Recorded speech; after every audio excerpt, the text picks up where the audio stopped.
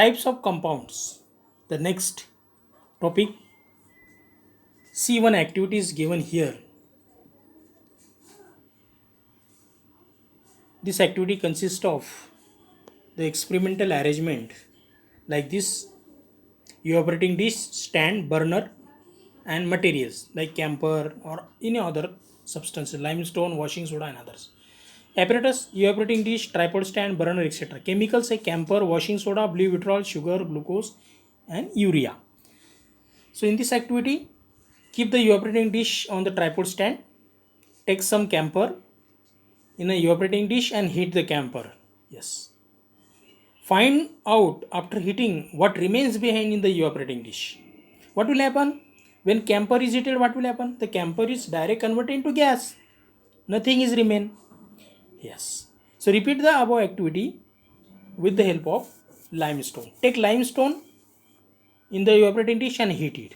Then take washing soda, blue vitriol, sugar one by one and heat it. And then find out what is remain in the evaporating dish. Yes, what remain? Solid substance remain or not? Nothing is remain. So fill the observations given in the table and we can classify the compounds. Yes, means organic and inorganic compounds. So see this activity and you will clear the concepts of types of compounds. Try this. The apparatus: evaporating dish, tripod stand, burner, etc. So this is the substances that we would need. An evaporating dish is what is shown in this figure. Tripod stand is the stand in which they have kept this dish, and a burner. The chemicals required are camphor, washing soda, blue vitriol, sugar, glucose, urea. So these are the substances that we require for this experiment. Keep the evaporating dish on the tripod stand as shown in the figure. Take some camphor in the evaporating dish. So we have to take camphor and we have to put it in this dish. Heat the camphor in the dish strongly with the help of a burner. So after you put the camphor, you have to start the fire from the burner and you have to observe. Find out what remains behind in the evaporating dish. So after you heat the camphor for a long amount of time, you have to notice what happens to the camphor slowly after a while. Repeat the above procedure using limestone, washing soda, blue vitriol, sugar, glucose and urea instead of camphor. So after using camphor, you take another evaporating dish or you wash this completely and use the same dish and repeat this experiment using all of this following substances. Record your observation in the following table. So let us fill this table together. In the first column, we have substances that we have to place in the evaporating dish and apply heat to it.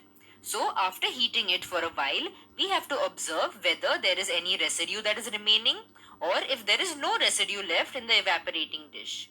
And if there is any residue remaining, then we have to observe the color of the residue. So the first example we will take is camphor. Camphor, on heating, we will observe that there is no residue remaining because camphor from solid directly becomes gas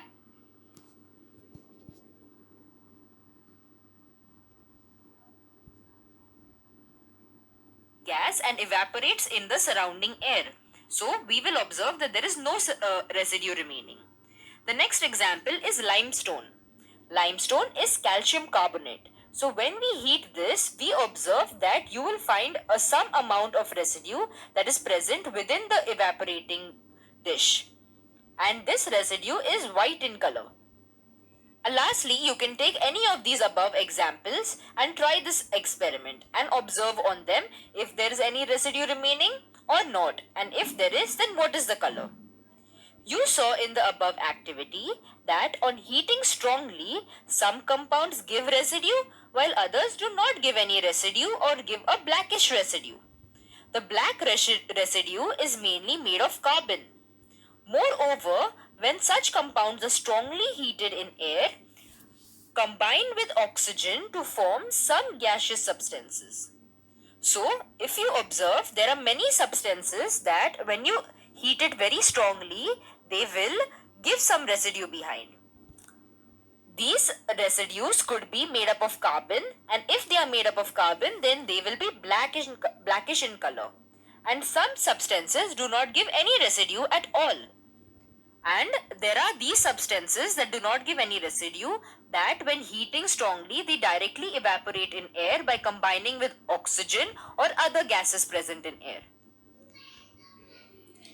Now in this activity, here the substances after heating, those whose black residues remain behind it, such compounds are called organic compounds, or they are called carbon compounds, means they contain carbon. Example, carbohydrates, say proteins, hydrocarbons, petrol, cooking gas are made of organic compounds. The camphor, sugar, glucose, urea, they are also used in this activity. They are all organic compounds. On the other hand, the compounds that decompose on strong heating to leave a residue behind are inorganic compounds, like common salt, soda, rust, blue vitriol, limestone are inorganic compounds. They do not contain the carbon. They do not remain black residue. In addition, there is one more type of compound, namely that is called as a complex compound.